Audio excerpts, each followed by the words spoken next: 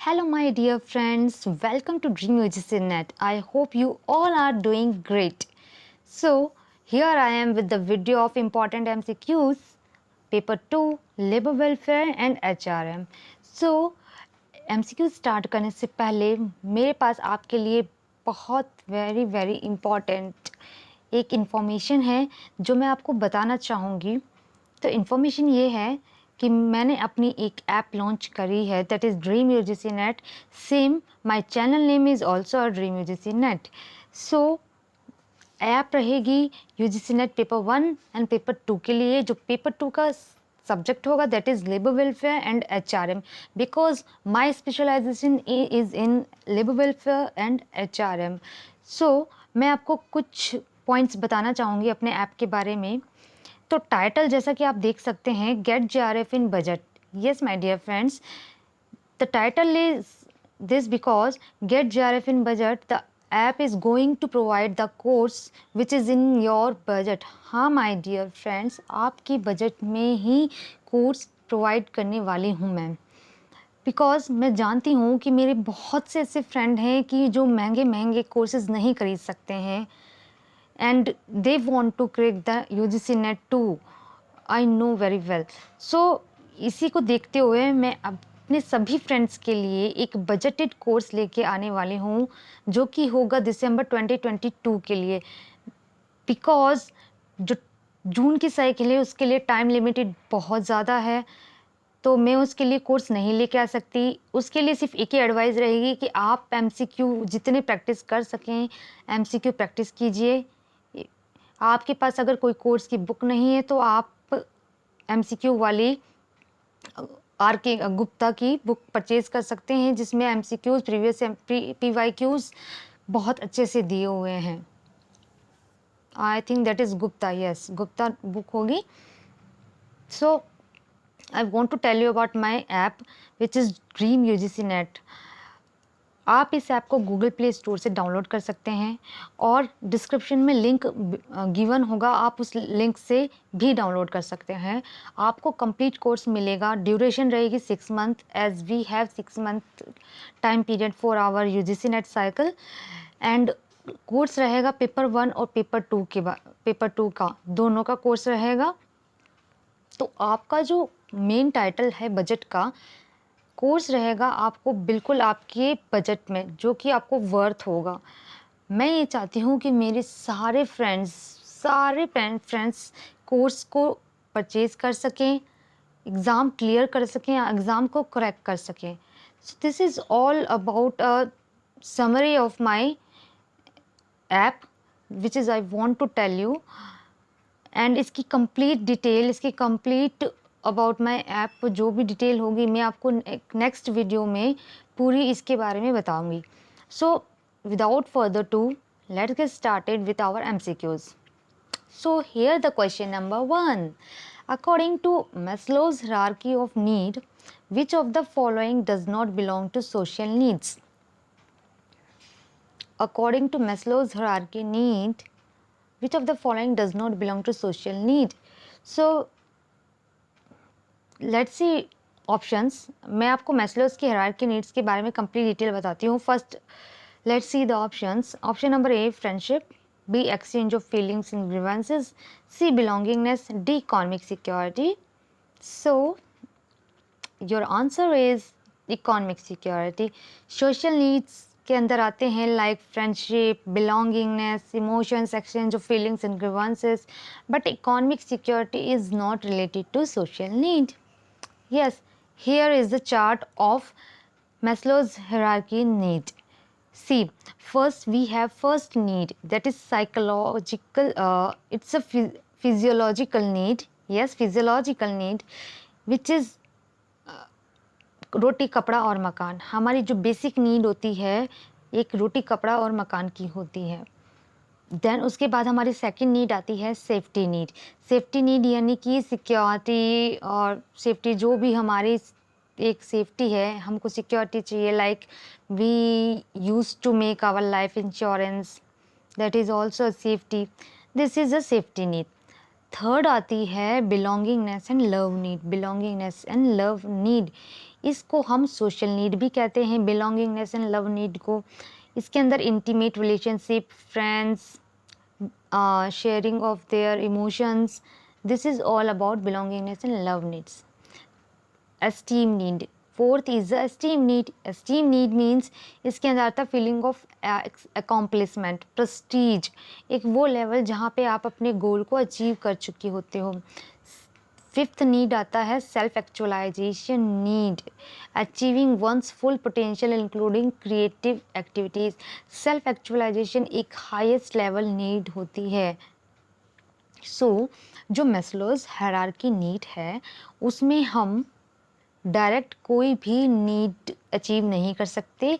In this हमको एक sequence follow करना होता है, यानी कि हमको सबसे पहले अपनी फिजियोलॉजिकल नीड पूरी करनी पड़ेगी, तभी हम अपनी सेफ्टी नीड पूरी कर सकेंगे। यानी कि हमको पहली नीड पूरी करेंगे, उसके बाद हम दूसरी नीड को फुलफिल कर सकेंगे। दिस इज़ द प्रोसेस और this is the characteristics about the Maslow's hierarchy need. So question number 2, which of the following needs are also known as self realization needs? कौन सी ऐसी नीड है जिसको हम सेल्फ रियलाइजेशन नीड भी कहते हैं? Option number A survival need, B safety need, C social need, D self actualization need.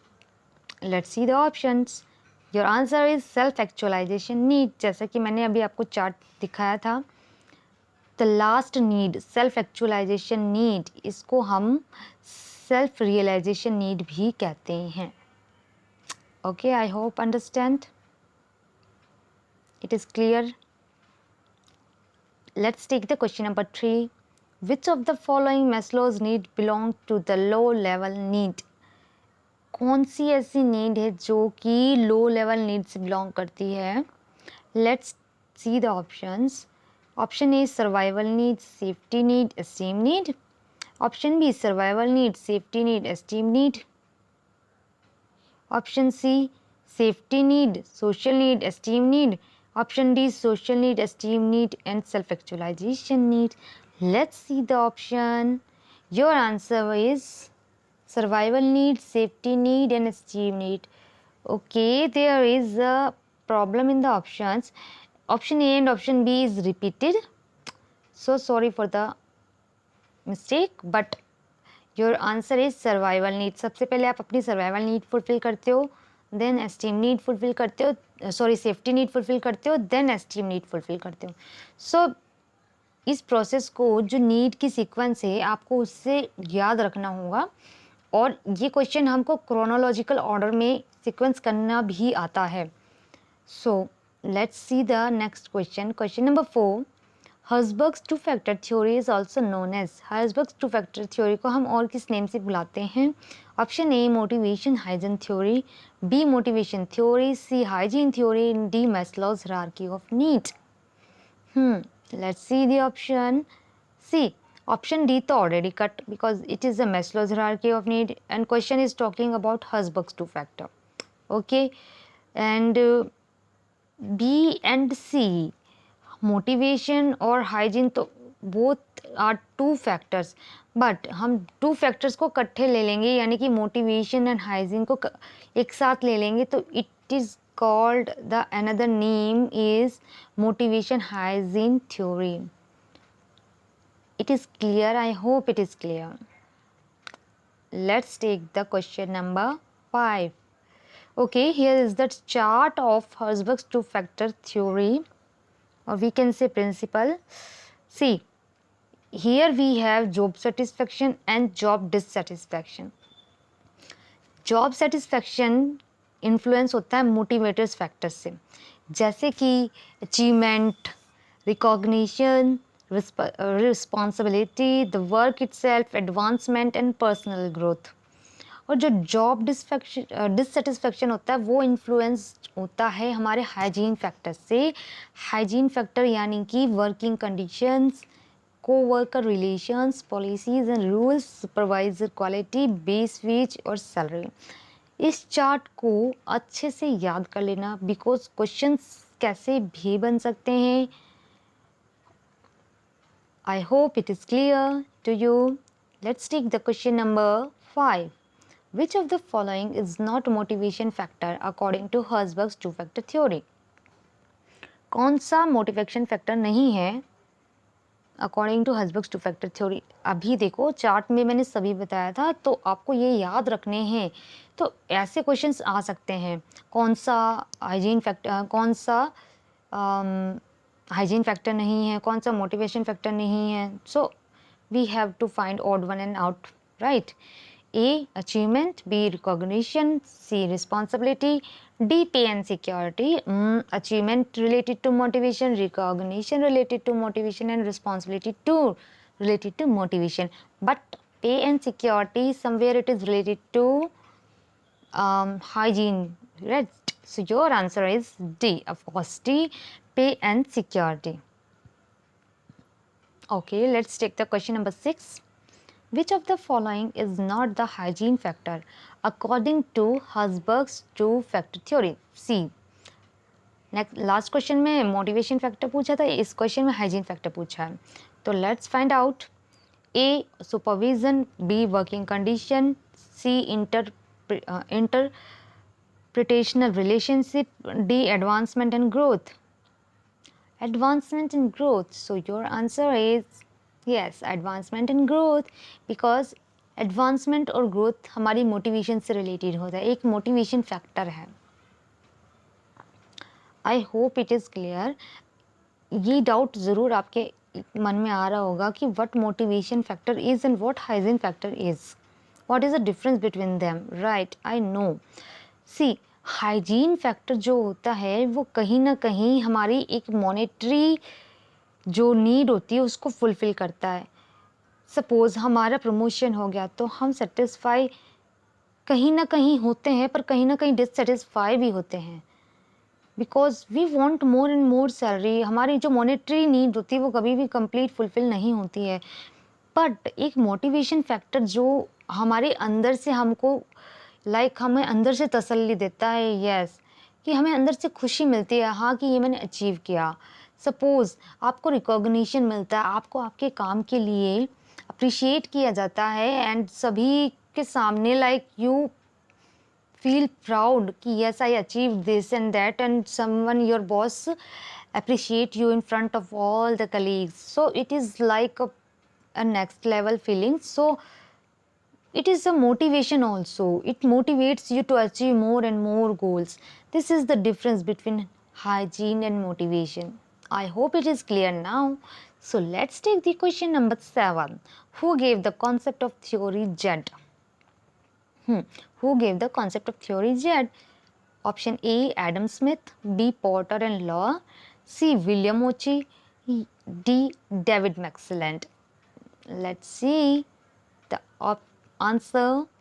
Your answer is William Ochi. So the theory Z is given by William Ochi. There is a theory X and theory Y, which is motivational theories, but theory Z is a leadership theory. So okay, here is something about theory Z. See, theory Z is given by William Ochi. इसे याद रख लेना. It is mostly asked in the examination. And here is some characteristics of William Ochi theory Z. So like mutual trust comes in the theory Z, integrated organization, coordination, informal control system, human resource development, consensual decision making, strong bond between the organization and employees. Just remember these characteristics. Maybe the question asked from the characteristics of the theory Z, right? So let's take the question number 8. The basis of theory Z is the reliance on. So देखा questions ले लिया है ताकि आपको आगे problem ना आए कि किस टाइप का क्वेश्चन बन सकता है. इसका मतलब basis of theory Z is the reliance on. Theory Z का जो बेस होता है वो किस पे डिपेंड, किस पे रिलायंस है? Let's see. External control of human behaviour पे. B. Self control and self direction पे. C. The belief that productivity is linked to trust, openness, subtlety and intimacy in the work environment पे. या फिर D. Government regulation framework पे. Let's see the answer. Your answer is C. The belief that productivity is linked to trust, openness, subtlety and intimacy in the work environment. Yes, तो theory jet जो होती है हमारे एक जो trust होता है, ओपननेस होती है, इंटीमेसी होती है, एक रिलेशनशिप होता है, friendly relationship. So that's depend on the work, that depend on the it is an external environment to an internal environment too, because trust दोनों तरफ ज़रूरत होती है ट्रस्ट की, लाइक एक्सटर्नल में भी और इंटरनल में भी, right. So I hope it is clear to you. Let's take the question number 9. Which of the following is an assumption in Maslow's hierarchy of need?